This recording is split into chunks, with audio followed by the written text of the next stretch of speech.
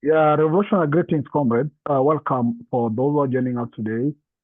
It's a pleasure to see you and happy to have you with us for this Saturday session on Africa economic self-reliance for fostering African liberation and unification.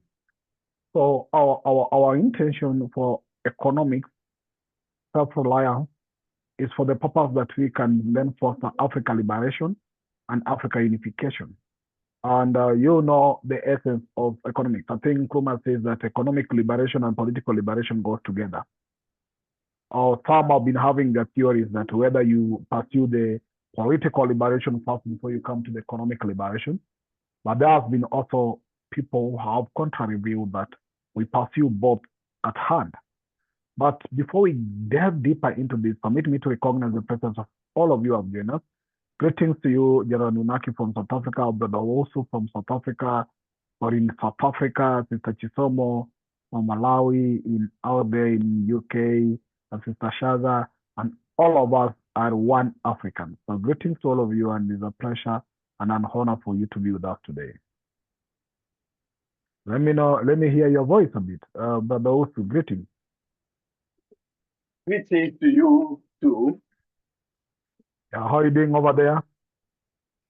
Yeah, it's very cold, as I said, and I have to be under blanket now. Yeah, it's cold. Very It's cold cold. over here. It's cold over here in Nairobi as well.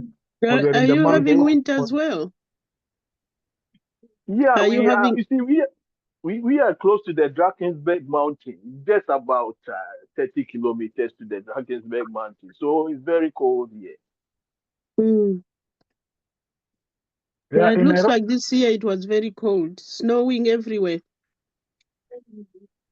Yeah, over here in Nairobi it's equally very cold, even though we are not very close to the mountain. Of course, Mount Kenya is some kilometer, 200 kilometer away, but Nairobi city is more of a forested area for those who have ever been here. So we Yeah. are in a big part of the forest. Personally, I'm not in the city because the city has so many forests. For example, the Karura forest, and we have other forests, Kabete forest. So Nairobi, half of Nairobi is more forested. That's why we have even a national park within the city of Nairobi. I'm very far away from Nairobi, almost 1 hour away from Nairobi, on the other side of the Mm. airport, from the other side of the international airport, but still cold over here as well. And you see, this is the month of that cold in Nairobi. So we expect it to be from this month of July to month of August. And this time around it's better. It's not been like this before. Just that we are afraid of rain because the city is not properly organized in terms of the drainage system. So when it rains within the city, there's a serious flood within the city, the central business district. But yeah, it's an honor to hear from you, brother. Also, Sister Chisomo, how are you from where you are?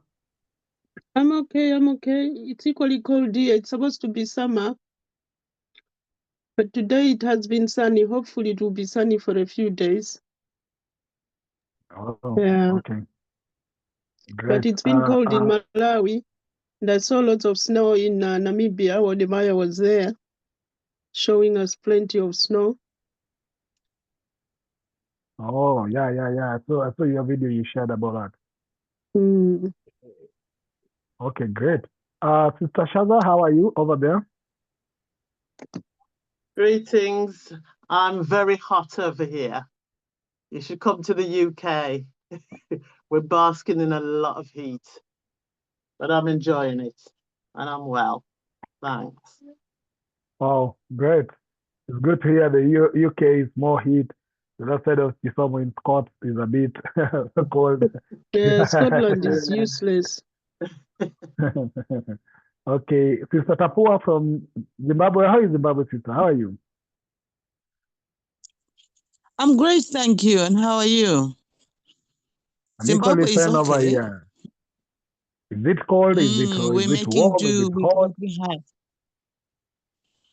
have. During the day it's pretty warm, but towards evening temperatures really fall.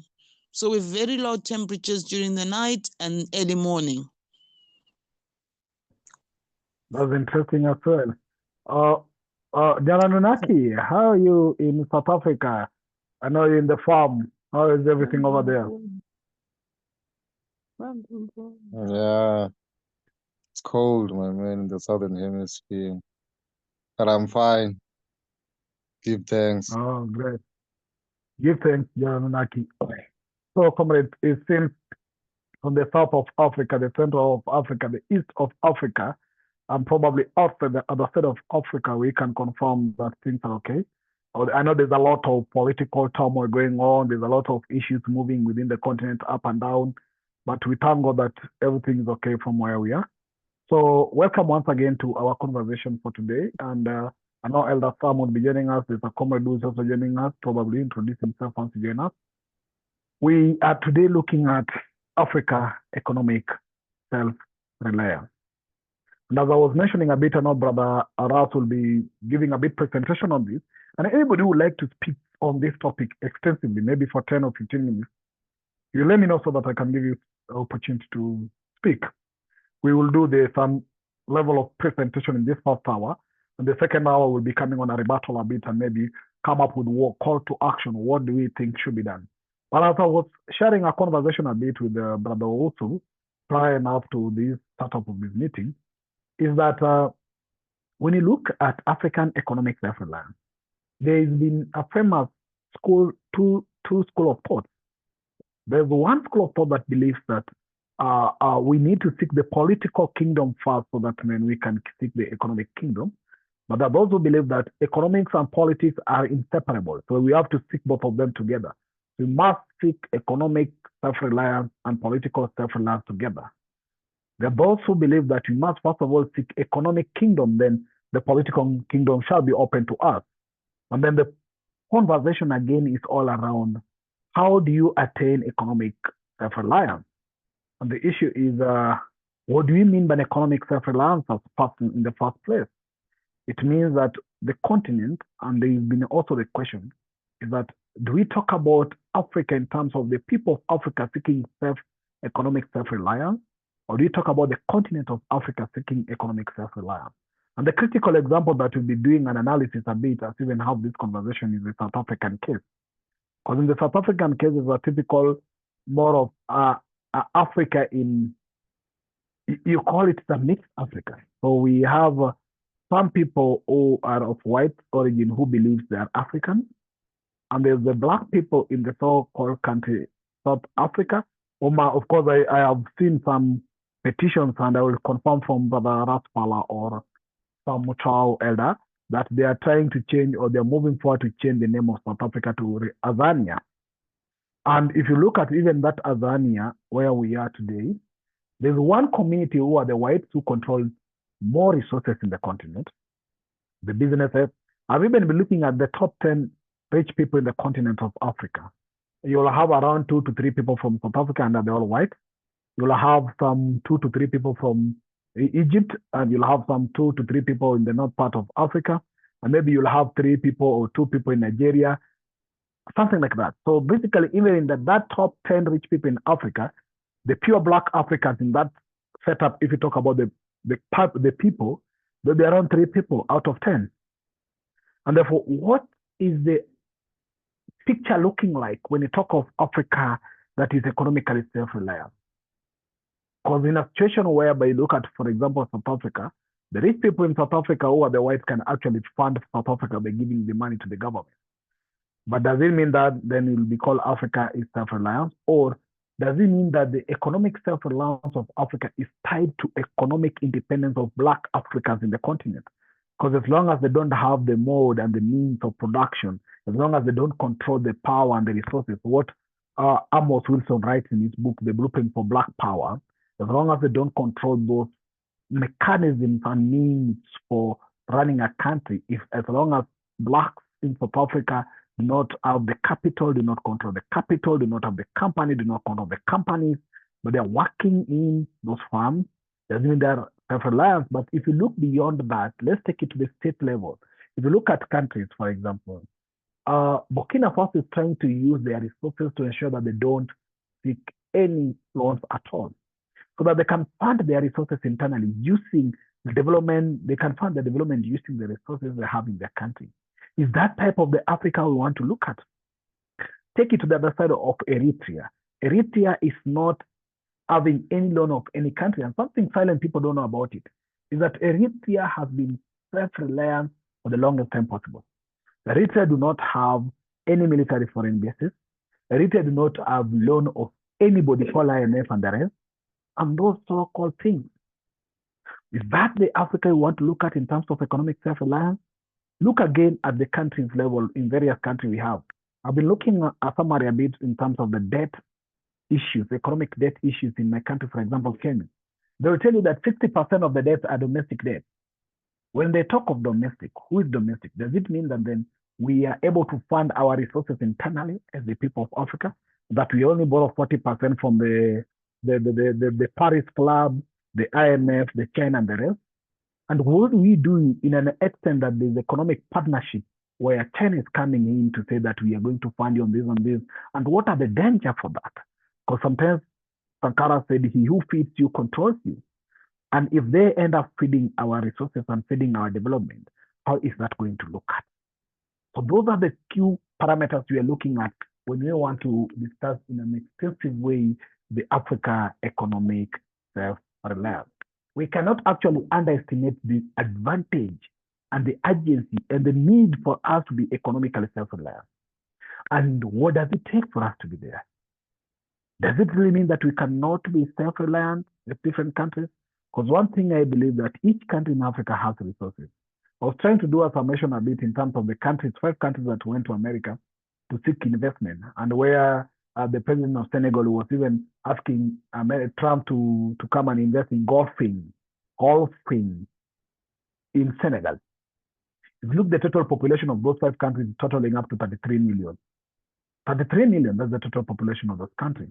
So that one, even if they sit before Trump sees them like Illinois state, probably like California state or Michigan state. They don't even form in terms of number something big, apart from just having title that their president going to negotiate. Some are having population of 7 million, which is basically very limited. Some even have population close to very minimal population. So what is the proper approach if you have to achieve Africa economic self-reliance?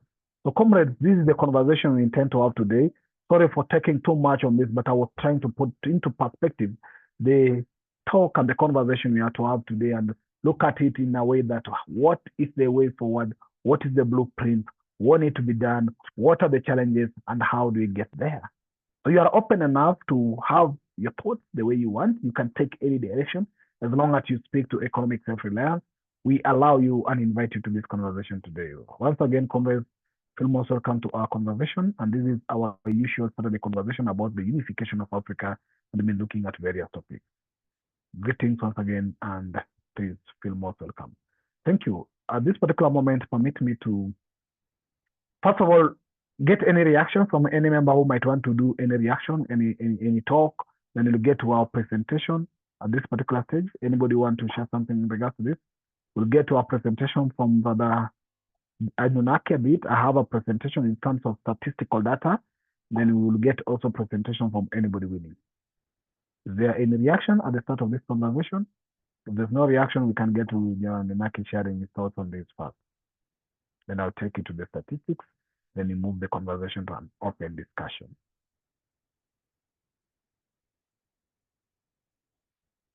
Okay, General Anunnaki, please go ahead. Can you hear me? General, do you want to present by sharing any of their slides? If so, let me know so that I can make you a co-host. General Anunnaki. Give thanks, my lord, give thanks. Since you were mentioning that you would be reading the stats, wouldn't it be better if you had the presentation of the stats first and then I'd come in, or should I just go ahead? Read the statistics first, then maybe you can come in that, if that's okay with you. Yes, my lord. Okay, thank you. And receive apology from Sister Mayra. She's not able to join us today, and Brother Kwame will be joining us anytime soon. So feel more comfortable now that they are coming in anytime soon. So yes, let's have that conversation.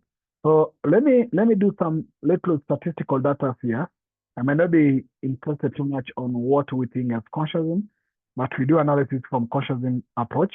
And yeah, so the purpose of the conversation is Africa economic self-reliance as a pathway. It is as a pathway to the liberation and unification of Africa. Now, the objective of my small analysis here is to critically examine pathways to Africa economic self-reliance. And this is rooted in consciousness principles of unity, sovereignty, and collective liberation, with a focus on reducing external dependency and fostering intra-Africa prosperity. But the context here is including Africa's combined GDP, which actually, according to 2024 statistics, it reached around 3.4 trillion. That's the total cumulative GDP of Africa, 3.4 trillion. Yet it accounts only 3% of the global trade, with 70% of exports being unprocessed commodities from Africa. And this actually underscores the need for economic transformation to achieve self-reliance. So we cannot achieve Africa's economic self-reliance if we don't have economic transformation. If we don't actually control the means of, or if we don't reduce the 70% of our raw material getting out as unprocessed raw material. Now from us, we'll be looking at a bit from consciousness a bit, and we are borrowing a bit on the Zuma's vision of economic self-reliance for Africa and rejecting neocolonial economic structures.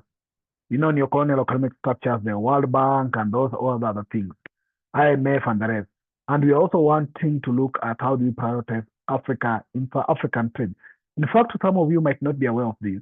This so-called AFTCA, or Africa Free Trade Agreement, is part of what Nkrumah thought of a long time ago. If you look at the speech of Nkrumah and his economic philosophy and principles, he had put something like this. In fact, Nkrumah had even talked about common currency, common passport, that some of us are still struggling to attain 60 years since then. Now, we are also seeing how can we leverage on the population of Africa. It's 1.4 billion, but it's moving almost to 1.6 currently, based on the recent data. How do we ensure that this population and the vast resources we have can help us achieve economic liberation? I believe, I'm not an economist, but I've seen Brother Kokas join here as an economist. I know that, and as a member of our class. Even if we cannot have the high purchase power in terms of having more money to buy our products, but if we depend on our numbers, even if we buy small, but our numbers can be able to boost our inter-trade population. So our population, like China has been using their population, China has been using their population to ensure that they develop their country and run the economy. Look at what India is doing. India is using its population to ensure that it can also run a country that is more successful. The population of America alone is around 330-something million, which is basically almost 5 times less than African population. So how do we leverage on our population to ensure that we achieve some level of intertrade? And how do we leverage on our vast resources if we can control them to ensure that we trade within us as members? As I'll tell you that I've been sitting sometimes in the the WTO, some of the committees as a consultant or an expert in some of the few policies that I monitor around, and realize that all African countries are looking at access to export to EU, access to export to America, access to export to China. And when they block the market, we all cry. So how do we start looking at how do we move our products from east part of Africa to west part of Africa? How do we trade from west part of Africa to south part of Africa? If we can start doing that, then we will not be at the mercy of the global community that are trying to actually exploit us. Now, if you look at the progress that have been made so far in terms of economic self-reliance, of course, we have achieved the Africa Continental Free Trade Area, which has actually increased trade to almost $192.2 billion in 2023, and a 3.2% rise from 2022. With 37 countries that have actually trade that are trading under this what we call guided trade initiative by October 2024. And that's a statistic from Afribank. Then we also seen that Ethiopia's industrial park, for example, like that one of Hawassa, has created 100,000 jobs and has boosted textile export by 25% since 2020. If you look at Nigeria fintech sectors that are led by firms like Wave, have actually processed almost $2.5 billion in intra-African transactions in 2024. This has also reduced reliance on foreign financial systems. If you look, for example, the Pan-African payment system, settlement system, some of you might not be aware of this, but there's a silent revolutionary move called the PAPS. The Pan-African payment system ensures that there's a system whereby Africans can trade with their currency without converting the currency to dollars, to euros, to pounds, and to those coins. So goods from Ghana can move to South Africa without Ghana converting, or without South Africa converting their rand to dollars so that they can buy goods from Ghana. Goods from Kenya can move from Kenya to Zimbabwe without Kenyans converting the Kenya shillings to dollars so that it goes, so it doesn't have to go out. These are what have been achieved by what you call the PAPS, the Pan-African Payment Settlement System, whereby we can trade with African without needing the dollar or the pound or the euros. So this has actually been adopted by around 44 countries by 2024, and it has saved small business up to $5 billion in currency conversion cost alone. Look at what you've been losing in currency conversion alone. $5 billion. Now, other statistics include that the intra-African trade actually rose by 14.9%. That was in 2023 to 16% in 2024. And with the Africa-Free Continental Trade Agreement, it's projected to increase by 32% by 2035. The foreign direct investment in manufacturing sectors also grew by almost 111% from that is 2020 to 2024. This is driven by Africa-Free Continental Trade Agreement market potential. The SMEs have also been contributing to almost 80% of jobs in Africa. They saw a 20% growth in cross-border trade under the same Africa-Free Continental Trade Agreement. There's also African digital economy grew by almost $180 billion in 2024. There's other analysis you can have as well, but let's look at the trends in terms of economic self-reliance. So there are key challenges. One is external dependency, and this is what we have been explaining here. Africa imports, as is being said, almost $650 billion in goods annually. But this actually includes 70% of manufactured products draining our reserves. It goes just raw products. 70%. If we could actually reduce this percentage by some amount, we could retain a lot of money in the African economy. So external debt has also actually reached almost $1.2 trillion in 2024. And this is with around 22 countries at high risk of distress. That's according to IMF report 2025. If you look at infrastructure deficit as another challenge, there's inadequate transport and energy infrastructure that increased trade costs by 30 to 40%, with almost 600 million Africans lacking electricity access. That was by 2024, according to Africa Development Bank. The upgrading of 60,000 kilometers of road for Africa Free Continental Trade Agreement will require almost $24 billion. There's something that we need to fit. There's non-tariff NTBs. So custom delays, regulatory misalignment has also cost small businesses almost $12 billion annually. Commodity dependence. Over 50% of African nations rely on raw materials for 60% of exports annually, exposing them to global price volatility. These US tariffs that were coming in, for example, the 2025 tariffs on African export textile, is also actually threatening almost $50 billion in trade. And this actually underscores the need for us to have our own reliance and depending on these other issues. If you look at the potential economic liberation, so there's a FTCA, that could boost African income by almost $450 billion by 2035. And it can help us lift our people from poverty. That can help us actually move almost 68 million people to earn above to $5.5 per day. You know, today, I think America is using their dollar as a measure of poverty, which is also something I don't agree with. And I think their rate today is around, if not $2, people earn below $2, is either people earn below $1.5. The intra-African trade is also projected to rise by around 35% by 2045, with manufacturing export growing almost to 109%. Africa digital economy also valued at around $180 billion in 2024 could reach around $712 billion by 2050. Now, there are social benefits, which include actually Africa Free Continental Trade Agreement could create jobs for 50 million youth and almost 400 million youth and women who lead various 50% of the industries in Kenya, in Africa. And we also have women-led, actually SMEs can contribute 50% to Africa GDP. And the global competitiveness, which means that the single market that can actually be of 1.7 billion people as projection of African population by 2030 can enhance African bargaining power. It can reduce exposure to actual protectionist policy like the EU's carbon whatever border adjustment mechanism. And if you look at the strategies for transformation, we need to look at the framework. There's that EU framework, of course, from Africa Free Continental Trade Agreement that targets 97% tariff liberalization by 2034, with 90% of goods that will be duty-free by 2030.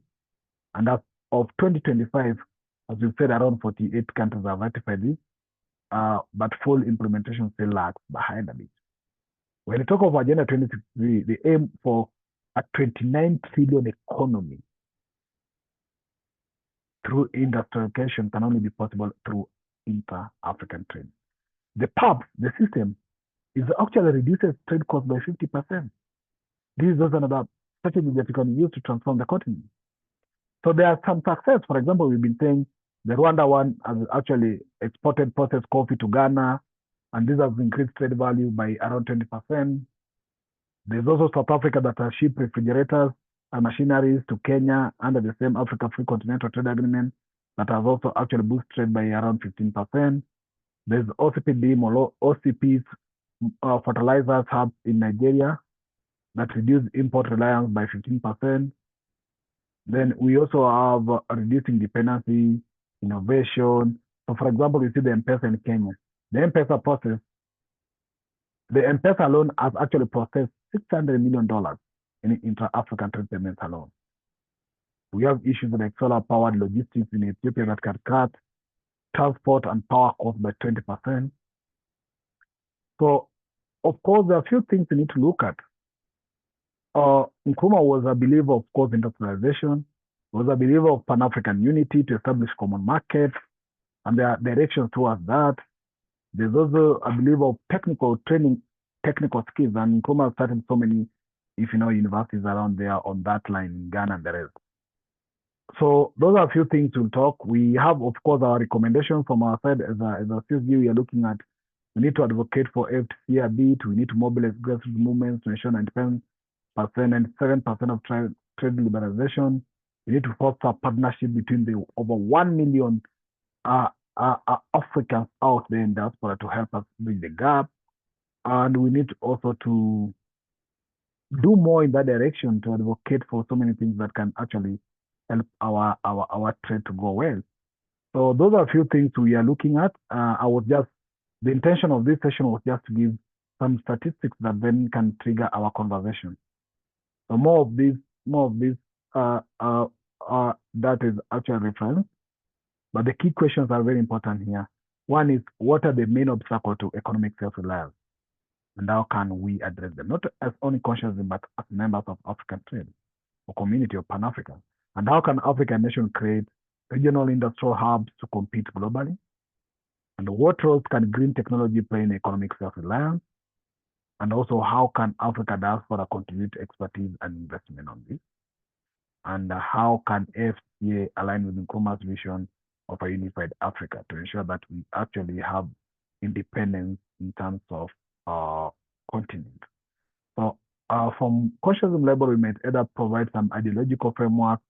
It can help in advocating. It can help in mobilization. We can help in trying to do all those things. But our vision is an Africa where economic self-reliance drives unity, prosperity, and global competitiveness that fulfills Nkrumah's call for collective liberalization. Nkrumah talks about one liberated territory need to help liberate other territories so that together they can form some unity. Because when a territory is liberated and the territories are not liberated, there's possibility of this territory again going under occupation. So this data is actually some of the data is referenced from Africa Development Bank, the African Bank, the AU Agenda, the Central Bank of Nigeria. We have ELO, we have all those IMF, UNACTAD, and Safaricom as well. So yes, that is just a bit of my first part of this presentation in terms of data and the statistics that can trigger our conversation. Back to you now, General Nunaki, and welcome Brother Koka and Brother Dumisani, who have just joined us now. Brother Munaki, back to you. For your presentation a bit, and then we can open up the conversation for some input, contributions, and conversation as we move towards what is the way forward. General Nunaki? Give thanks, son of the lake. Blessed, my Lord. Give thanks for the prestigious presentation, and also give thanks to our fellow African members who are present today in this prestigious class called CSG. So basically, my presentation will be brief and sweet, talking about African economic self-reliance, path to true independence. So I did some few key points. And of course, the introduction obviously states that Africa is rich in natural and human resources, yet many of its nations remain economically dependent on foreign aid, imports, and export investments. General Naki, would you like to share a document, or you'll be okay reading it like that? No, I think I must. Okay. I think I must develop my my presentation. Yeah, I must have documents no next time. Yeah. No problem. Just go ahead like that. Just go ahead like that. Okay. Yeah. I'm reading from what I have. So it says, and then it says, economic self-reliance is not about isolation, but it's about building sustainable internal capacity and reclaiming control over Africa's development path. So we have understanding economic self-reliance. First of all, because we need to understand what is economic self-reliance, and my brother just explained well, also with his stats. But as I go deeper to the core principles, basically, we're talking about self-sufficiency in production, control over natural resources, empowerment of local businesses and communities, reduced dependency on foreign aid and imports, regional trade cooperation. So this sounds more like AES, by the way. So my third point is why Africa needs economic self-reliance. The historical context, obviously, is the colonial economies, which were designed to serve the needs of the colonizers and not us, the Africans. Secondly, the vulnerability to global shocks, such as the one of COVID-19, which had high fuel prices and food shortages, which exposed us as Africans over dependence on external supply chain. And the youth unemployment crisis. Africa has the youngest population in the world, yet millions of Black youth remain unemployed due to lack of local industry. We need to do better. And then the fourth key point is the key pillars of economic self-reliance. And then obviously the sub-points under the key pillars of economic self-reliance will be agricultural independence, first of all, foremost, to invest in local food production and storage, to promote indigenous crops and traditional farming knowledge, to support smallholder farmers with training, tools, and market access. Again, this sounds more like AES. Second subsection point, industrialization and value addition, which means to stop exporting raw materials and start processing them locally. Build factories for textiles, food, medicine, and electronics. Encourage manufacturing through incentives and infrastructure. Education and skills development. That is the third subsection point, which is basically shift focus from theory to practical, to entrepreneurial and technical skills, to promote agriculture, green energy, and digital training, to support local innovation hubs and vocational schools. And then, of course, the one that my brother, the son of the lake, which talked about just now, which is the intra-African trade, which is obviously supported by the organization called the African Continental Free Trade Area. And then the last sub-point on my fourth key point is financial autonomy, which is develop strong, transparent, local banking systems.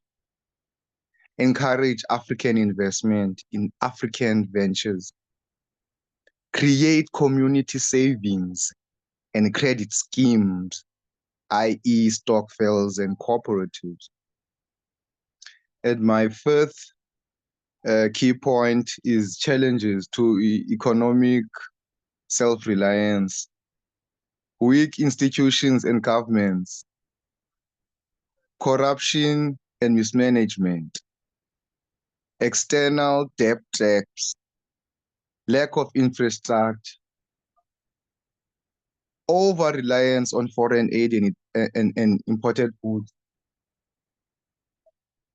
Then the sixth key point, which is the solutions and the way forward, which is obviously the first one is to promote Pan-African unity and cooperation across borders that have been put by the colonial masters in Berlin. Build resilient local economies focused on circular economies. Encourage diaspora investment and involvement in African affairs. Support youth entrepreneurship and small businesses. Embrace sustainable technologies and climate smart practices. And then the seventh point, which is the last one, we have case studies of progresses already, and of which we just saw from my brother here, our brother here, the son of the lake, which obviously is Rwanda, manufacturing its own smartphones and local coffee branding. Ghana, one district, one factory. South Africa, growth of black-owned cooperative bank and agribusinesses. Ethiopia, local industrial parks for textile production. Conclusion. Africa's economic freedom is the next step in its liberation journey. So true independence is not just political, but it's economic. So this is the conclusion of my presentation. So basically I spoke about 6 key points here. And in these key points I spoke about, the first one was the introduction of the African economic self-reliance. The second was understanding economic self-reliance. The third is why Africa needs economic self-reliance. The fourth is key pillars of economic self-reliance. The fifth I spoke about was the challenges to economic self-reliance. And then the sixth and the last point was the solutions and the way forward. So this is my presentation in relation to African self-reliance. Thank you. Thank you, General Nunaki. Let's get now to an economist in the room. Brother Coco, we might be speaking some more theories on papers and what might sound good, but somebody who practiced this for some time, what's your thought on this? What do you think Africa has to do in order for us to achieve what you call Africa economic self-reliance? Brother Coco? Can I please ask Dumizani to present something first? Dumizani is in the room and he understands some of this. Let's hear a different voice for a while. No, if Dumisani is also able to do this, it's okay. Dumisani, please, as I've said, I think you can be speaking from an expert level a bit. If you are, or even if you're not, you close to that expert level.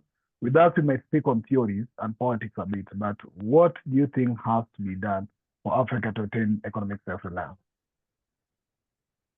Well, Brother Coco sabotages me, but I love it. Can I have somebody coming first, then I'll come after that person, so that at least I structure my thinking around it so that I can present myself. Somebody can come in and then I'll come after that. Thanks. Okay, thank you. Now, any member would like to contribute to this conversation as we wait for Brother Coco or Brother Dumisani also to share their thoughts. What do you think has to be done for Africa to attain economic self-reliance? That's the question. Anybody who feels to share something with us on that?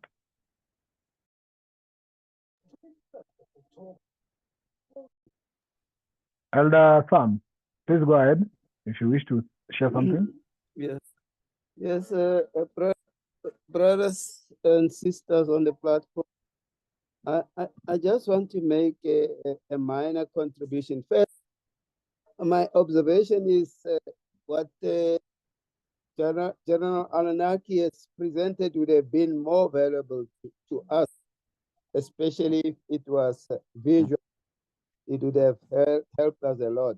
So I want to start by saying we should move from trying to inhibit ourselves. We should come out. I think had he shared this document with us, it would have helped us much better. I think apart from that, my take here is that, you know, if you look at the discussion we had yesterday, those who were on our platform yesterday, you will realize that these issues that we are talking about are intertwined and they cannot be separated. Politics, economy, and development, they are intertwined. And when we talk about self-reliance of Africa, first, everybody is going to ask, are we a sovereign African state? Do we have territory that we say this is ours and completely controlling it? And that is why it falters back to say, for us to make any development, these aspects must be there. You know, in South Africa, we made a struggle and we thought it was a struggle for liberation. And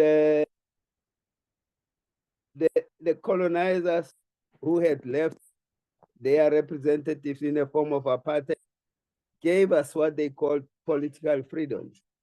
And as we speak now, we all realize even that freedom that we thought we got, it is not there. So these aspects are intertwined, and it is critical that first we must be sovereign. If we are going to talk of self-reliance, we must own everything to ourselves.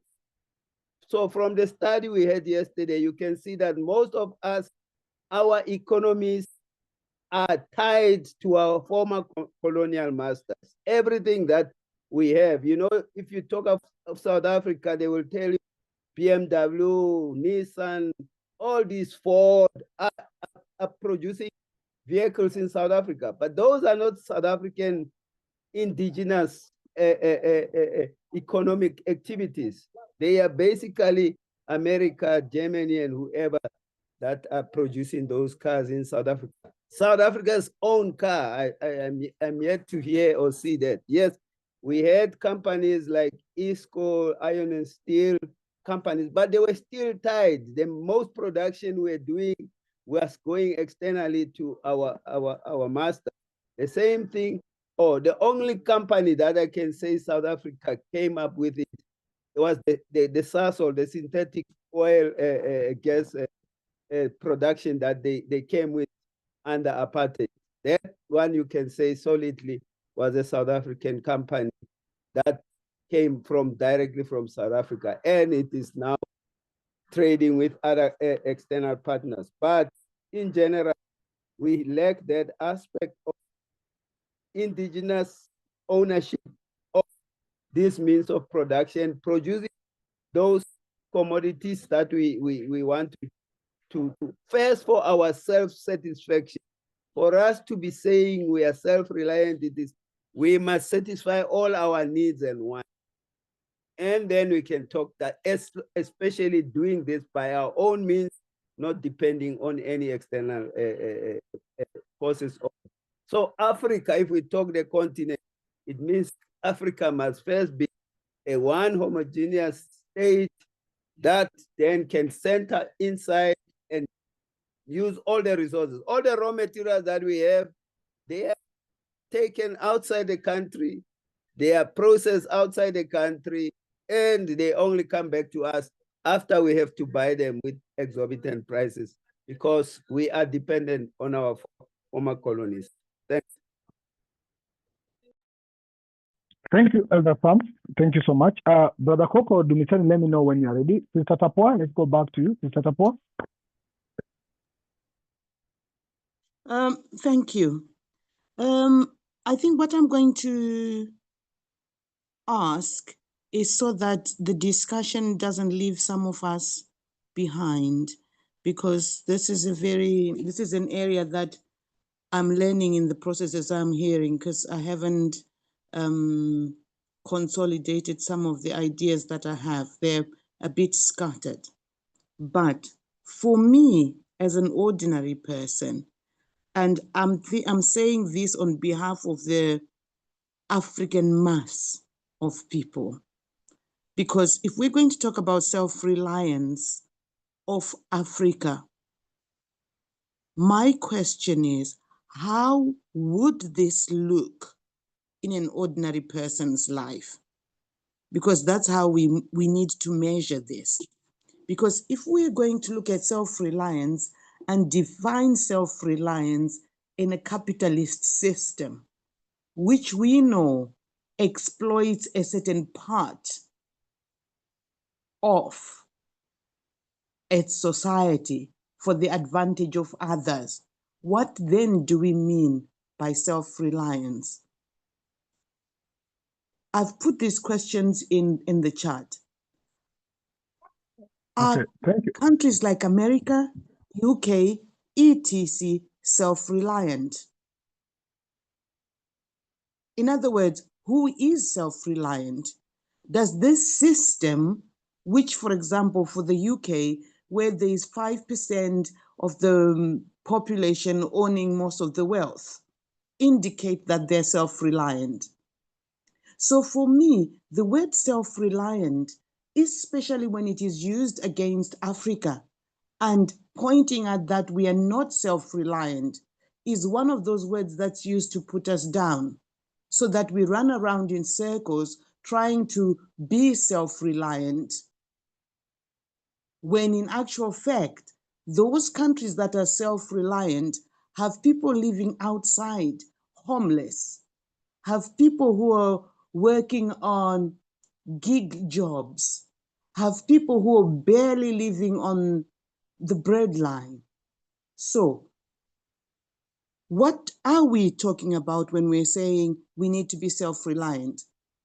Because if we're saying we're controlling our minerals, we're making an assumption here, because we can control our minerals, but the elite of our population is going to control it. just like we're living in the capitalist system. We've got people who are super rich from the oil in Nigeria. We have people who are super rich from the lithium in Zimbabwe. We have Congolese who are super rich. So I think we need to go beyond just saying we will control our resources, because we know what happens. We know that even amongst ourselves, there are people who are going to aspire to be like our erstwhile masters and sit in that seat of exploiting other people. So I would love for this discussion at the end of it all to say, when we have reached self-reliance, this is what is happening at village level. This is what is happening at a regional level.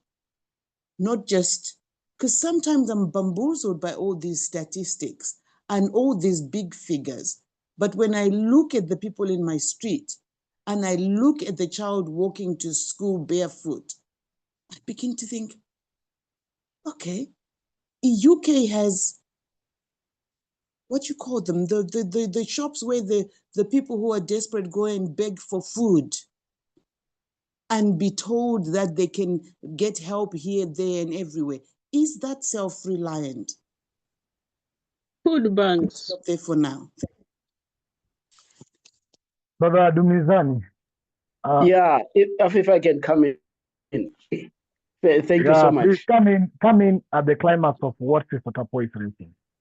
I like the last part where she, the Queen just started, spoke about people from a village and right up to the upper class, or those ones that she called elite.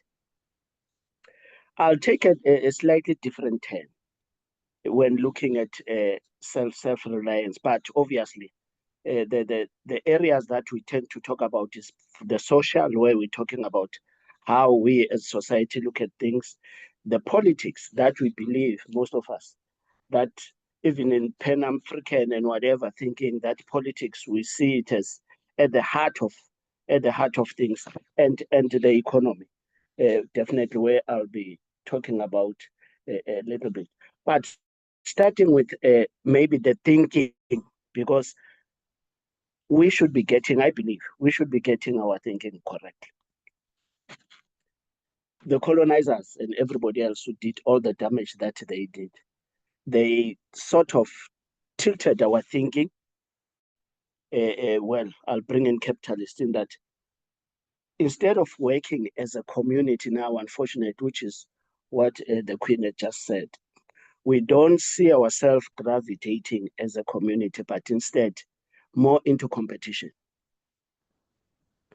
That's why whatever we think about, we say, even if, King, you were talking about the statistics, how M-Pesa and everything is, but everybody thinking about themselves, they want to see themselves right at the top so that we are the next Dangote or something like that, but not thinking about taking us as a group, because that, I believe, was how we look at things. So that's where I'm coming from.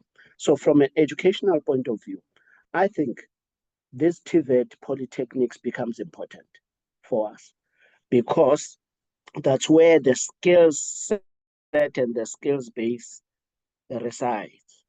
Yes, we operate at a university space, but the polytechnics and the TVET, wherein we look at the skills, so that those skills are the ones we become the base that we can launch when we are launching into making sure that the self-reliance and self-sustainability as our communities.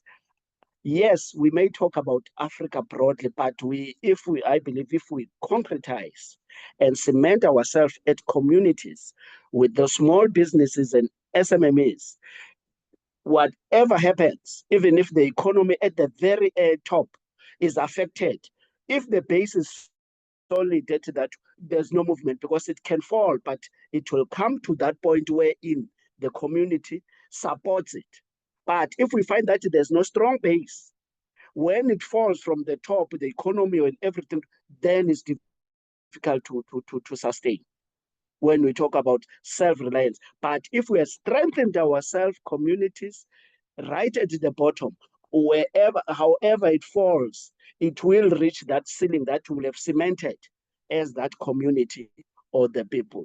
But let's look at what exactly then I'm talking about when I'm talking about that base which will support, and if that increases, then we know that we are stronger. That's why I'm talking about colleges and this, so that we improve and increase the skills base. I'm leaving out politics deliberately to show that currently we tend to move around politics as if it's the one that should enable, whilst we know that there's a lot of sabotage going in there, and we get people who believe that they'll change people's lives. When they get in there, they are captured one way or another. Terminology is common where you are bought or you are controlled. And say, the point is, but if we are operating at that lower level and we are strengthening ourselves, I believe that's where our self-reliance should be residing. But who then are we talking about at that lower level? Youth. We know in Africa that we have statistically, the numbers of youth are more. But how do we get the youth in there? There's another brother, Balega, who was presenting, I believe, 2 weeks ago, because Brother Balega is one of those guys who competed international, I think it's swimming, if I'm not mistaken. And his passion was in youth. And I thought deeply about how do we get the youth so that the youth get to be involved. But with him, he was looking at sport, but in his summary, summarized in terms of moving the political route. I wanted him to start thinking, which is what I'm proposing, that let's look at the youth, we catch them where they are. Youth in sport, we can use the very same sport or all the other engagements where the youth is of interest to garner and get their interest in making sure, and obviously we'll inculcate our thinking in terms of what we expect from them and what we believe they should be thinking in terms of capacitating us as a continent, because if we don't get them now, 20 years we would have lost, because other people were even saying maybe we have lost the youth, but I believe we haven't. If we focus with our experience, expertise, and knowledge, we make sure that we have a concerted effort to zoom onto the youth to make sure that we prepare them so that the youth start thinking correctly, so that they don't start thinking competition, so that I come in first. To know that we gravitate as a group is not about the you getting as number one, because if you are the only one who's good and everybody else is down, they're still useless, because it's not sustainable. And we will get to those people up there, we'll make sure our very enemies. We'll make sure that you don't succeed. But if we gravitate as a group to making them know that competition, very close, greed comes in very close with this competition. But if we gravitate as a group, there will be sustainability, I believe, when we have this. So, but our focus should be youth, maybe TVET or this polytechnics, besides that our education. It has already been alluded that we look at the curriculum very, very strongly and strictly to see what is it telling us and telling us our youth. Most of us have already been, inculcated in this current curriculum, which is good, because we can be able to critique it, to say, we're tilting it here. This is the African spin that we are bringing in. This is what we are bringing in, so that it starts talking us particularly as the youth. So self-reliance, I believe, should be built from the bottom up, not currently from what it is. I'm talking about at a higher level, at a macro level, that no, let's move down and make sure that we start there with those small businesses and we gravitate. Yes, we'll be using M-Pesa and everything else. Well, it's the first time, by the way, that I hear about PEP, the system that we have in terms of that would be obviously the system that we use wherein we are using our currencies. Thank you. I believe that would be my contribution for now. Obviously, it wasn't from Chu. I just jumped in to say hopefully this will also help enhance our discussion. Thanks. Thank you very much. The person who's joining us, the called Hyacinth or Hyacinth, please change your name to the right name. Your hand is up. You can unmute yourself and let's know who you are. And then Grace Chisomo was also having something to say. So,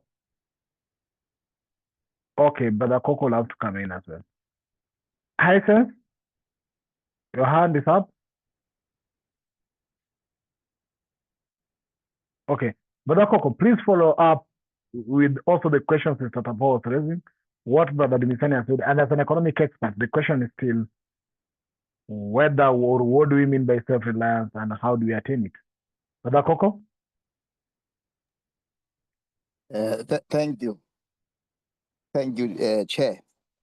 I think, I hope you understand why I asked Dumizani to contribute first before I can talk about it. Because Dumizani is working on the grassroots level. He's working with the people. He understands the economy, I think, much more than where I am now. There are two strands of economic view. So you can look at the macro level or you can look at the micro level. He alluded to that briefly. At the macro level, you are thinking on a countrywide, okay? Or you are thinking on a continental wide. But at the micro level, you are thinking, what does one business do? Or what does one industry do? So when we talk about self-reliance, you have to be able to rely on yourself, all right? That's the simplest way of putting it. You have to be able to sustain yourself economically, whether you are a business or you are an industry or you are a country. So when we talk on a country level, South Africa produces just enough to feed itself and to feed other countries in Southern Africa. But I think in some cases, South Africa has had to import food. The question is, where has it been importing that food? Has it been importing that food in Africa, or has it had to go outside Africa to import wheat, to import rice? So that's self-reliance. If you were at least producing everything that your people needed in South Africa, we would say South Africa is self-reliant. But I don't think it is at the moment. Just in passing, Brother Anunnaki, your presentation is beautiful. I think you need to develop it further. We want to see it again in future. Hopefully, we can critique it, help to develop it even further once we have a fully developed presentation. So don't forget that. So Lesotho, for instance, then now, let's take the case of Lesotho. Lesotho imports about 80% of its what it needs from South Africa. Is such an economy self-reliant? Is it self-reliant? The answer is clearly no, because Lesotho lives beyond its means. It depends on other countries to produce what it consumes. And then the question is, why is that? Why does Lesotho have to import from South Africa? Then this goes back to how things were under colonization. So the colonialists came to us because they needed the resources. They needed the resources we had to fire up their own industries. Okay?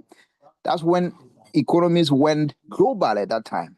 Before that, economies will largely be dependent on what they were producing locally.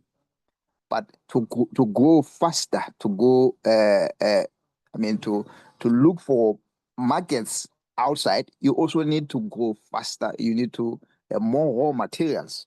So that's when they came to Africa and started plundering our resources.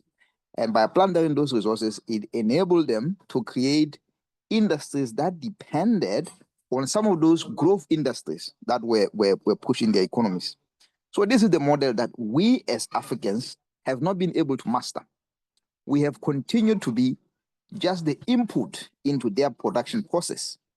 When we are self-reliant on that macro scale, We should be able to take the resources that are produced elsewhere within Africa and use them to develop in Africa and then create other associated markets within Africa.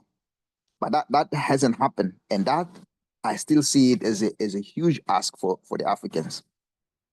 So I was going to talk about what happened initially with when they came. So Basotho people, Basotho became miners in South Africa because some of that was to pay the hard tax. All right, hard tax. Some of it was they became destitute after the war of the Boers in 1868. They became destitute, but then the discovery of diamonds in Kimberley and then gold in Witwatersrand, which later became Gauteng, became a huge industry in South Africa which needed labor force. And the Basotho neglected their farming. They neglected their farming and moved from the rural areas into the urban areas. Most of our economies have done that. We have neglected what is essentially the growth of the growth engine of all of our economies. We are not producing enough food to feed ourselves. Even those people who live in the town centers, they go there, they have to buy food. You don't see an African who desires, I can grow food in my garden and feed myself, and then from there see who else I can feed. We have moved away from that mindset of producing for ourselves. So that is a fundamental problem there, because then we have sort of neglected what is important or what we think is acceptable or is a modern way of living. So the education that we got after that was to sort of provide skills for the civil service that were colonial in approach. And by so doing, most of the people we educated were only educated just to provide the civil service. So we never really focused on the business skills, on sharpening the entrepreneurial skills, or on the vocational skills, the trades, and everything that we think can help the economy to fire up. You understand? So we have hundreds of thousands of youth who die in the Mediterranean trying to escape Africa, because what they've been equipped with are only skills that they will need to be hired. They will need to be employed. So again, they have moved away from that mindset of self-reliance. They have to rely on someone else to create a job for them. So they can have something to put a food on the table. They have to rely on someone else. So that move away from the rural area, rural-based economies, into the urban-based economies became fashionable. And that fashion was the principal problem which we struggled with as Africans. I know in cases like Zimbabwe, you cannot blame them. The whites owned the land. The whites had all the land and they put the Africans in the reservations. And it's more or less the same in South Africa.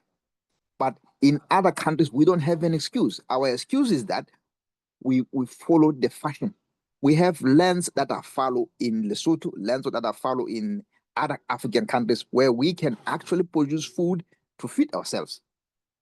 The other problem which I've seen happening is land became a commodity. And once land was commodified, it was sold easily. Anyone who thought they needed money, they sold land. Instead of using land as a long-term investment and producing the food in that process from the land, they would rather sell the land and make a quick return. And then after that, you become destitute once again. So it's a mindset. And I've been talking or reading into Fanon today because I was doing a presentation on that. I think we had put in the cart before the horse here as Africans. We got self-rule, okay, what you can call self-determination, but we never really got decolonization going. We have not decolonized our minds. We are still in that colonial mindset where we are a pawn in someone else's game. We need to move away from that, being a pawn in someone else's game, to controlling our own destinies. We have to do things for us that benefit us. Let's take the case of Lesotho here. I come from Lesotho, that's why I always talk about Lesotho. It's easy, it's the economy I know the most. When the traders, the missionaries first came to Lesotho, the Lesotho were wearing animal blankets, animal skin blankets, just like the Kikuyu, or just like the Shona or the Ndebele or many others who live in cold climates. Okay, it said that once Mushweshwe was presented a new blanket, he threw away his own animal skin blanket and used this one. He loved this one. But we never really ask ourselves, where are these blankets coming from? So what they were doing with these blankets, they will take the wool of our sheep in Lesotho. They will come here in the United Kingdom and develop those blankets there, and then go back and sell them in Lesotho at the higher cost. We sell them the wool. It's only those farmers who have the wool who can sell. But even when you sell, it is at a lower cost than what you can get if you were able to develop that wool locally and then sell the blankets from Lesotho. We never mastered that. We didn't master that. And then came what we call AGOA. AGOA is now, they came in with industries, which we were producing jeans for United States markets, which I think that Demotau alluded to. Those jeans are then sold back to South Africa. We are not selling to South Africa directly. We are selling to United States. United States companies which we are selling to, then sell back to South Africa as branded. It's something we can do locally, and we can sell to the South African markets. We can sell to the Southern African markets or all over Africa, but we are not doing that. Somebody else is benefiting from our resources, is benefiting as a middleman in that case. And the cotton, which is being used there, I don't know if it's being produced in Ivory Coast. I don't know where they are sourcing the cotton from. I haven't studied that market, but it's where the opportunity is. We can go to another country that produces the cotton, then develop it in Lesotho and sell in Southern Africa, sell in South Africa. South Africans should not be buying the jeans from the United States. But it's the way the system is. We have let ourselves be manipulated. We are continuing to be manipulated because we never decolonized. We still have that self-hate of not wanting what is our own. We want to look out somewhere else. That's why the South Africans will go and look for the jeans in the United States, brands from the United States, not knowing that those brands were actually being developed next door in Lesotho. So that is more on a macro level, but micro level, we have to start with ourselves, start knowing that we can produce something. And our rural areas are more important for producing that food. The food doesn't just go by itself. It needs to be produced by us, all right? Which is what I think Traore and the others are trying to bring into the Sahel. But I think that Demota was played a video on how France is continuing to control the other economies of the Francophone. But it all works into the same thing. It's interlocked. You cannot really split it. You cannot split the social element, the decolonization project, the economies. They are all connected. They are all connected. We need to make sure we approach this holistically. Let's not try to split one thing from another. But as for African continental free trade, as it stands right now, with Africans not owning their own means of production, it's another neo-colonial project, I'm afraid. It's another neo-colonial project. But let me just end on a high to say I have heard of one good development in that Angola is developing a refinery in Lobito. And in that refinery, Zambia has invested about 25% in that project. So the question is, why can't all the countries in Africa invest in all of these refineries? We can invest in that. And where we fall short, the African diaspora can help to invest in those. But unfortunately, we are looking to the Bidens and the Trumps and everyone else to finance the Lobito project or the Tazara project, bringing the railway from Tanzania all the way into Zambia. And the US EU is funding this Lobito corridor from Congo into Lobito in Angola, involving Zambia. And again, taking the minerals in their raw form. We should be developing those minerals, then creating that self-reliance. Then lots and lots of industries will emerge from there. Let me stop there. Thank you, Brother Coco. I think you raised it up a bit, and I appreciate that. But I want to go back to where Sister Taposha is thinking on a region, on a village level. Now, I'll try to put some contribution to this, which is an open conversation to jog your mind a bit. Do you think the people in the village in Lesotho, or in Kenya, or in Zimbabwe, do they depend on the government to get what they eat in the morning as a breakfast, as a lunch, or a dinner? Do they depend on the government to go plow their land, plant maize, plant kale, and get some food for themselves? Just trying to reason at I'm not putting this as another question to answer, but let's think of it from that such level first. And I'll tell you that some people in the village even do not know who is the member of the parliament in their area, or who is the government anywhere. Because they can be able, as long as they have a land, they can be able to cultivate for the little that they eat and survive on, at that small level. Now, if you take it up a bit, because I know today, if the people of my village lack food, they'll not blame the government. They'll either blame themselves for not planting during the rainy season, or for not preparing enough on that. Now, flip it a bit. Do you think really Africa has to depend on the West to survive? Don't you think it's a mentality rather than a reality? Because if you look, for example, the capital or the resources, and you see what actually Traore has done, as you mentioned that, as you see what Traore has done, he has not gone anywhere to borrow money to come invest in whatever. He's used what he has. And every president or every country has the ability to use what they have.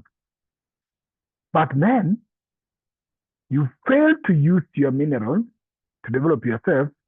You give the West to exploit it, then go back to the West to ask for loan.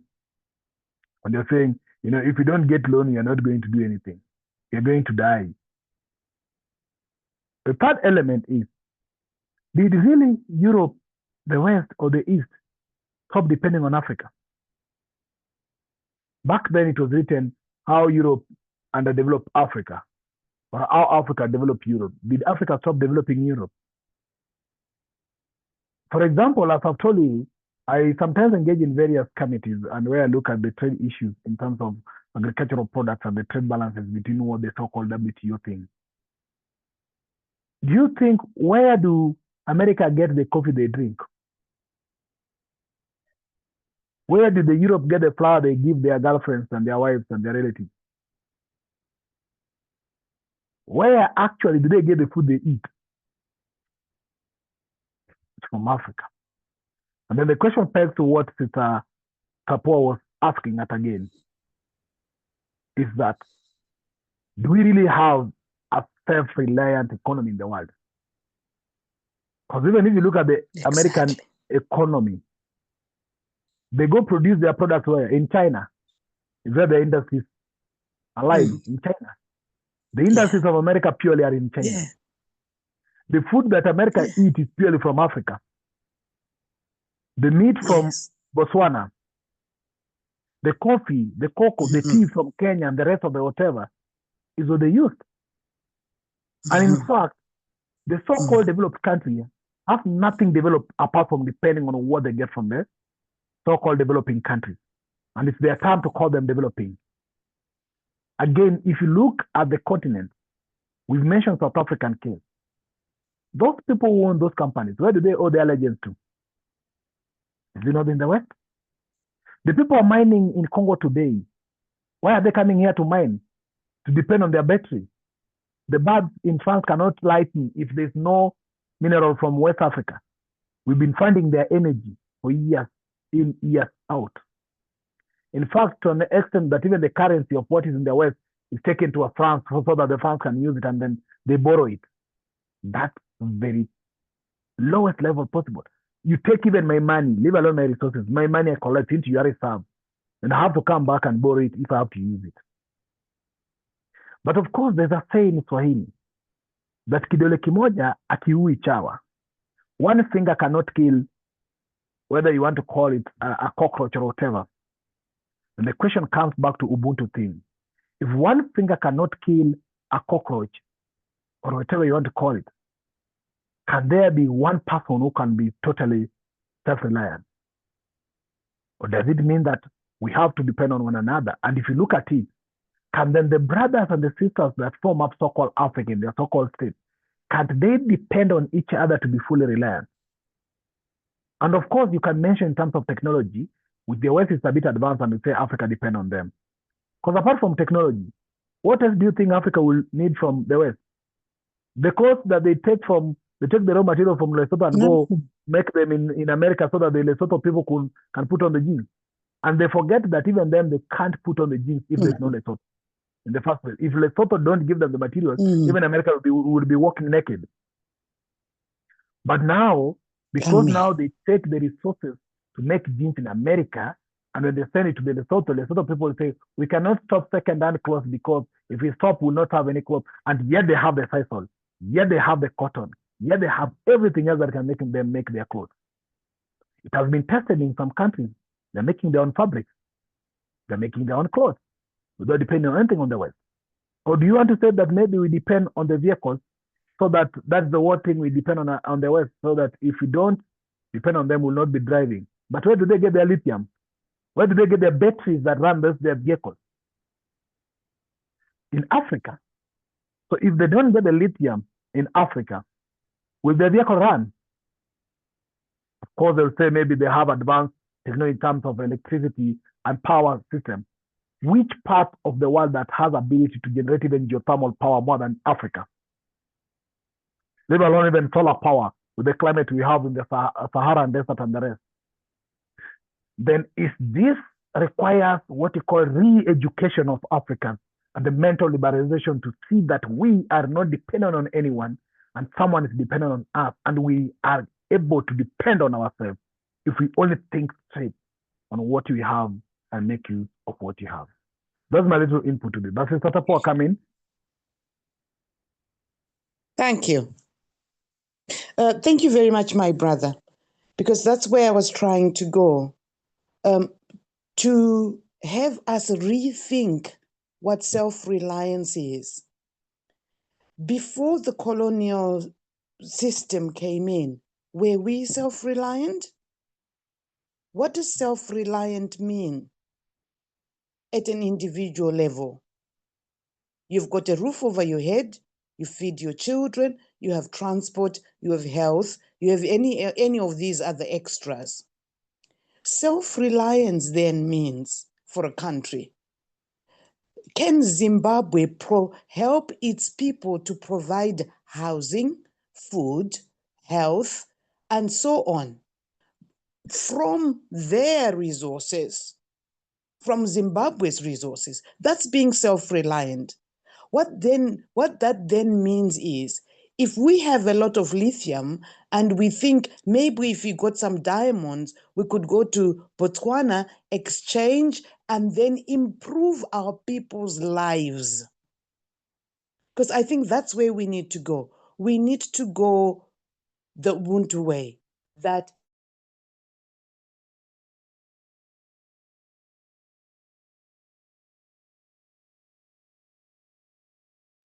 Mr. Tapua, I can't hear you.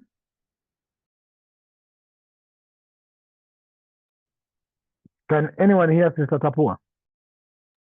No, I can't hear. I can't hear Okay. you, brother. Okay, I see the hands of you brothers up. That's Brother Koka and Brother Dumisani. But permit me to allow other members just to even have a 1 minute so that when you give your input, at least also you listen to other conversation as well. If you allow me, I know you'll be speaking from what you call an objective rather than a subjective. Ours might be subjective decision or subjective thinking, but yours might be an objective thinking. Noted. Thank you. So, Ida, are you able to share something with us, Ida?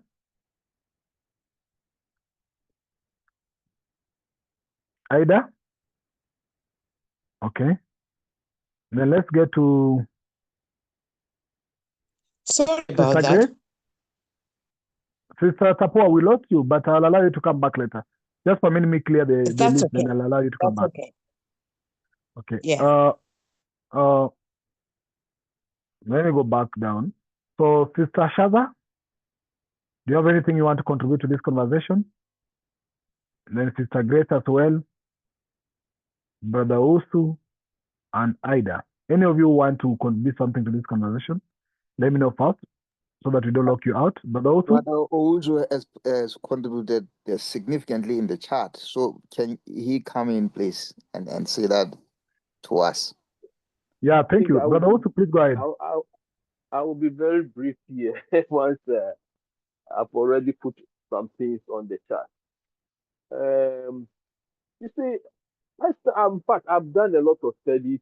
I'm so much interested in the economy of Africa that I've done a lot of studies. But what I can say, I would like to draw a line between South Africa and the rest of Africa. First, let me talk about the rest of Africa.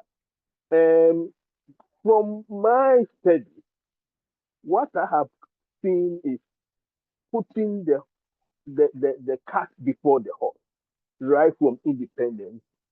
When most of the countries, especially those that went into socialism, dwelled on just drumming, just talking, you see, but they totally ignored the economic aspect of power.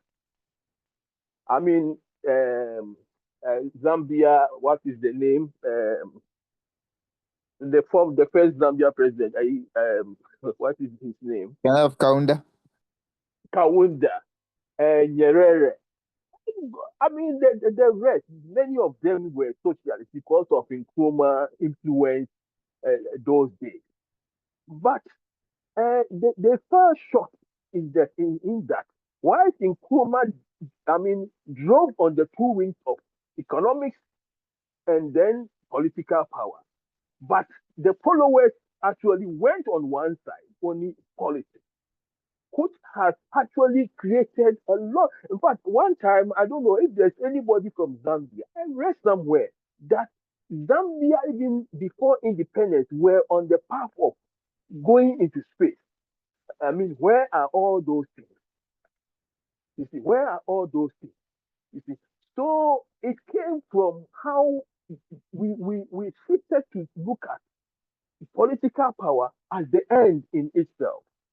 You see, coming to South Africa, I've been here over 20 years. I have taught, I mean, courses related to the situation in South Africa. But one thing that even now I challenge a lot of South Africans is that they don't understand themselves, the context, and the enemy they are facing. They don't understand the enemy they are facing. And that is why natives in South Africa are at a standstill, if not drowning now, instead of actually advancing. Because there's nothing you can challenge and work with if you don't have understanding of it. And if you have somebody who opposes you or opposes you, and you don't know who that person is, his nature, his character, his attitude, certainly I don't think you can go to war without actually having made your plan and investigated the enemy. The same thing will come to soccer. If you are going to play an opposing team and you don't watch video of them, you don't study how they do their things, even if possible, send spies to watch how during the time that they are practicing, I mean, you are going to lose. And that is the situation I see for 20 years. I always talk publicly to many people of Israel that natives don't understand the enemy. The enemy is interested in the economy. They have it. But then, what can make natives to actually take back the economy may not necessarily be let's say, armed conflict. But it depends on how they understand the enemy, and then coming with a strategy which will bind the natives together to take what they want. And if you take what they want and you are going to fight over it, that one is another thing separate from from the moment that unity is needed among nations to actually wrestle the economy from these supremacists that are controlling South Africa entirely. At the moment, situation, those of you who are not here, things are very, very bad. Very, very bad here. I mean, people are becoming more poorer. People are sinking. People can't get food to eat. People can't get income. For years, they are not getting income. I mean, one asks, how are they living? Crime is deepening and deepening. So how do we solve this problem? It means that it's going to remain, whereby we cannot resolve it. It becomes like Brazil situation. But then how do we actually resolve it? I don't think it will take only South Africa alone to resolve, just as it didn't take South Africa alone during the days of apartheid to actually get rid of them. But have we gotten rid of them at all? Not. You see, and personally, if you ask me the enemy of South Africa, in fact, I will not even point to the Boers. The critical enemy in South Africa are the Zionists who feel that. Should I continue? Yes, please continue, Brother Wilson. Okay. You see, Yes, please. the enemy in South Africa is not just any white man. There is a particular white group who don't have land anywhere in the world and they want to make South Africa their home. And if possible, even possible, to exterminate natives and take everything. This is what people haven't come to understand. And for that matter, South Africans are, excuse me to say that, they are just joking with a destiny, which shouldn't be the case. Thank you. Thank you. Sister Tapua, come back to finish where you left. Thank you. I hope my internet holds. I was looking at it, I'm looking at it this way, that if we're going to talk about self-sufficiency, I'd pointed out that before the colonialists came, we had systems that worked, and we prioritized what was important for the sustenance of life and for the sustenance of individuals. Within the capitalist system that was introduced to us by the colonialists, by its very nature, takes from some and leaves others destitute. This is why I was asking, is America self-reliant? Is the United Kingdom self-reliant?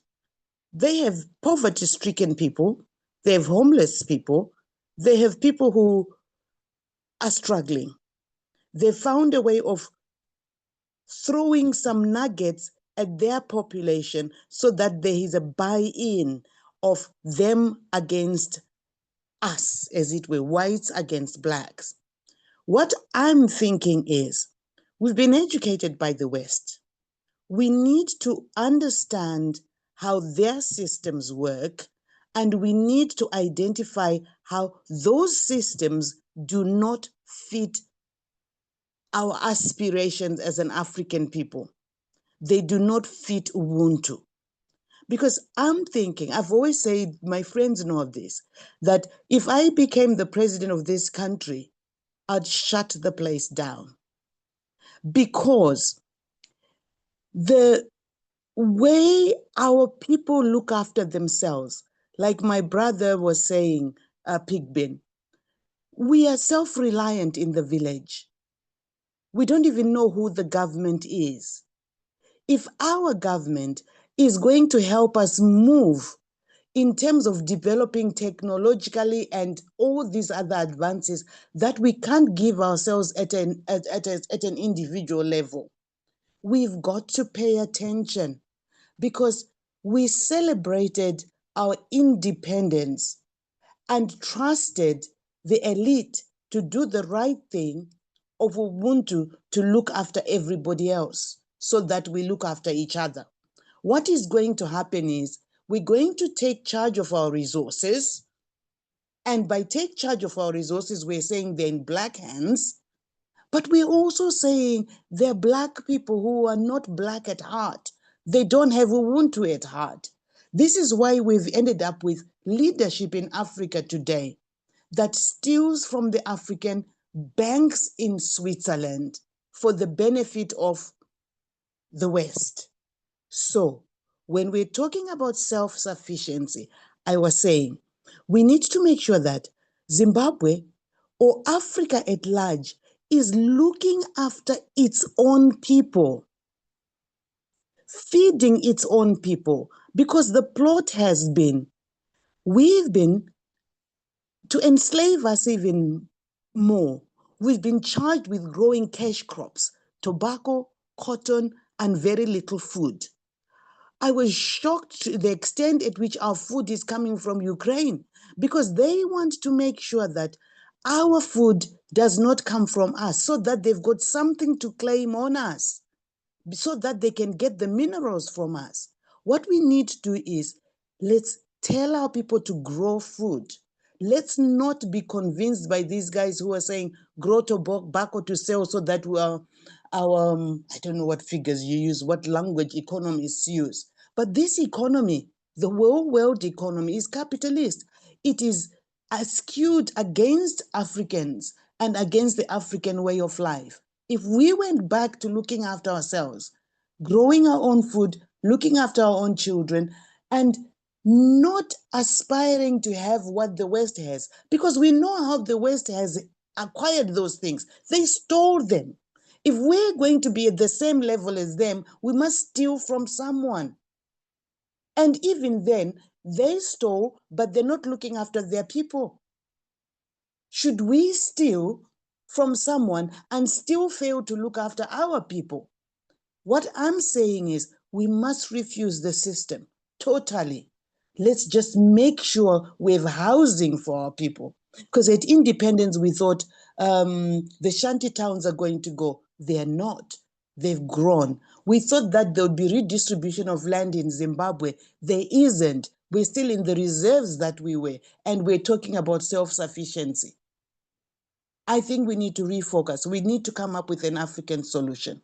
I'll end there. And part of it is understanding and executing things the Ubuntu way. Thank you. Thank you. Brother Dumisani?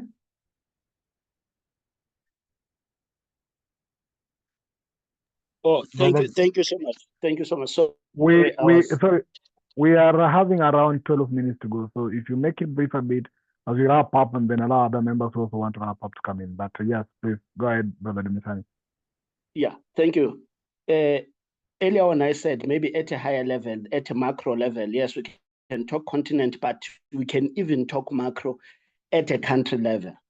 And at a macro level in the country, then unfortunately we depend on politics and the studies and the growth and everything. But the point that we have made is that people at the village, whether the growth is 8% or 0%, to them, they don't even see it, it's not affected, because their way of life continues.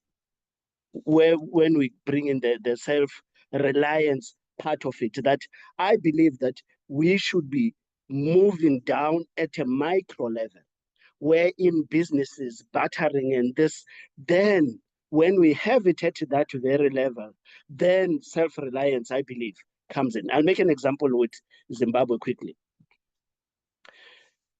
Economy of Zimbabwe was okay, high, and then everybody started saying economy is gone down and everything.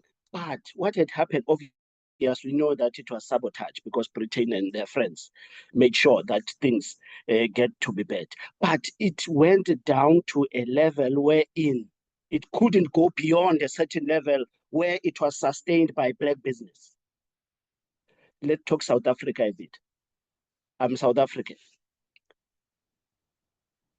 Blacks in South Africa own 5% of the economy. That we talk in South Africa, Blacks own 5% of that economy. 95% white. Meaning that if the whites were to sabotage, it will be worse than any other country, or even the 5% is below any other African country in terms of the ownership of the economy. The 5% that they own as blacks. So if it can be sabotaged, it will go below the ground floor, because 5%, just think about it. So when the king who just spoke about South Africa that we don't understand, we see it is only that we need a strategic thing. It might not even be only South Africans who look at it, but as a continent, we look at this because it's strategic for whites, obviously, to be here, because it's the last bastion of whites in Africa. This in terms of the self-reliance. So for me, self-reliance, I believe that if we lower it at micro level and we strengthen how we organize and this, we can even sabotage the bigger ones. I mean, the economies, because when we are talking at a national level, now we are bringing politics into it. And we depend on the elite, our elite, whom we know that most of them are bought and nothing can move. But if it's operated from below, and then we start gravitating it up, hopefully it will have an impact even at national level and even at continental level, because the base, like I said, the base is solid and strong. So what it says from Ubuntu point of view is that we gravitate as a group, but if we go individually, unfortunately, our elite will forever do what we are doing. So I believe self-reliance, if we lower it a bit and build the skills, the base, the small businesses, the cooperative banks, and at a lower level, then it can even sustain the higher level, which is our macro at the country level. Thanks. Thank you. Brother Coco? Thank you. I think a lot has been said, all good things, relevant things. So I'm happy with what has been said. But I just want to do a small reference to what Sister Tapua said. She mentioned independence. Again, I said to us, let's be conscious about the language we use. We were never dependent on anyone. So you cannot say we got independence. We got self-rule. We were ruled before from outside. Maybe now we are ruling ourselves. But again, that's the jury is still out on who actually rules who.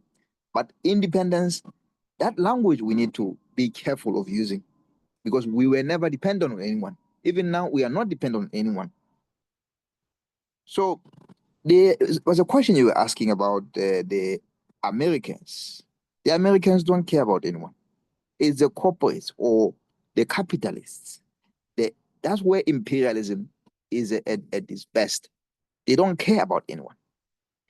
They can outsource, get the stuff made in China at the cheaper cost, and then go out and sell it. And that's what capitalism is about. And that's why the Africans are producing cash crops instead of producing food that can feed the African economies. So we are still continuing the model that was introduced to us by the capitalists, imperialists who came under colonialism. So we are now in the stage of neo-colonialism, and we need to break that. We started talking about cooperatives, but that hasn't happened. We need to talk more about cooperatives and be practical, come together and strategize. Brother Dumizani, Brother Pigbin, you are part of that discussion. And I think I invite anyone else here who wants to be interested in that, because we need to own our resources. If we don't own our resources, whatever we are saying here is meaningless, because they will continue to use anything against us, impoverish us, and even kill us. But if we own our own resources, we can feed ourselves. We can produce what we eat, right? Not continue to produce what we don't eat and then import everything else that we need.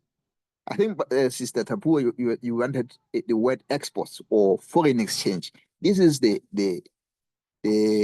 focus that most of the economies that have been taught by the IMF are doing. They want to produce more reserves so they can import. We need to move away from that model. Try to produce what we need. Thank you very much. Elder Sam? Then I will allow Brother Elder Glenn to say a word before we close. Elder Sam?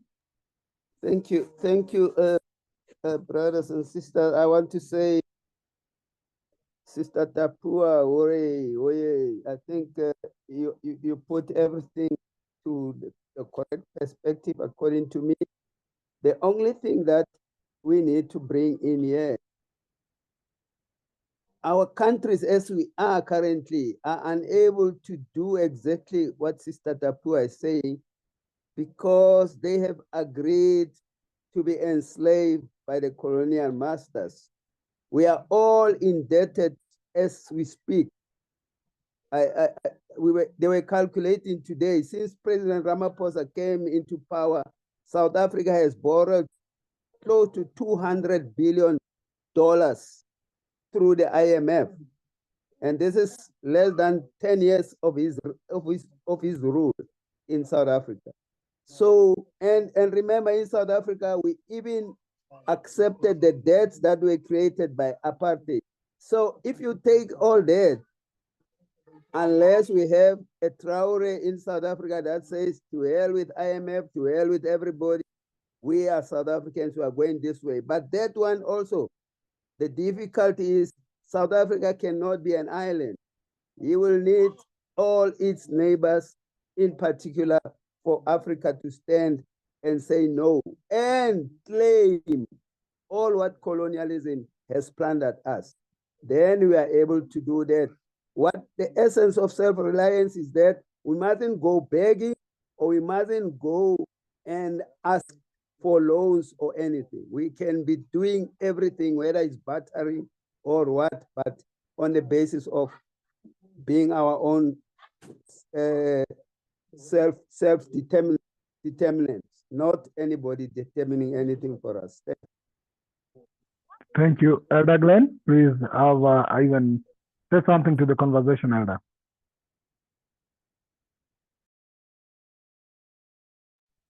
Elder Glenroy? Okay. Comrades, we are 2 minutes to our time, and that's why I wanted to allow Elder Glenroy to say something if he is able to do so.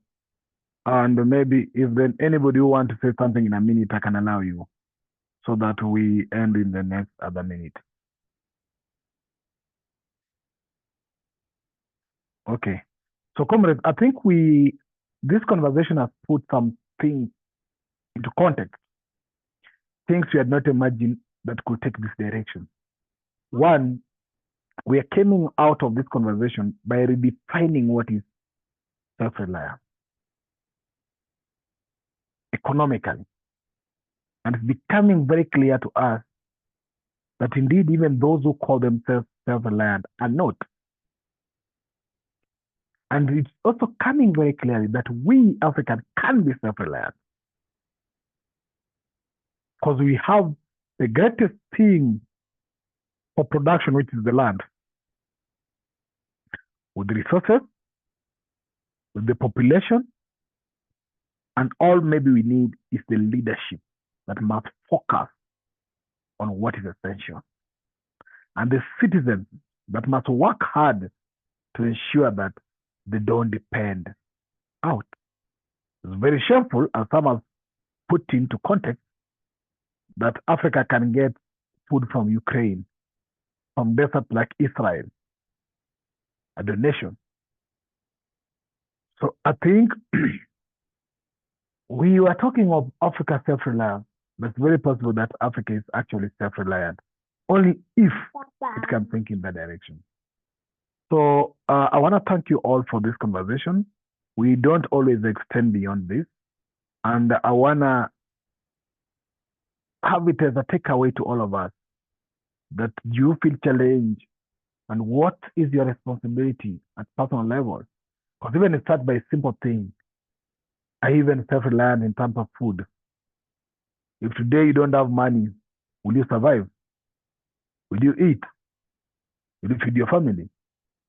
These are a few questions that we ask from personal level. So reliance, self-reliance of the continent will be started with personal self-reliance, community self-reliance, country self-reliance, to the continental self-reliance of the people. So thank you very much, and let's meet again next Saturday. I'll share the topic for next Saturday in advance, probably by the course of the week by Monday. And also you can meet on our Thursday in our conversation. I really want to take this opportunity to thank you all for your time.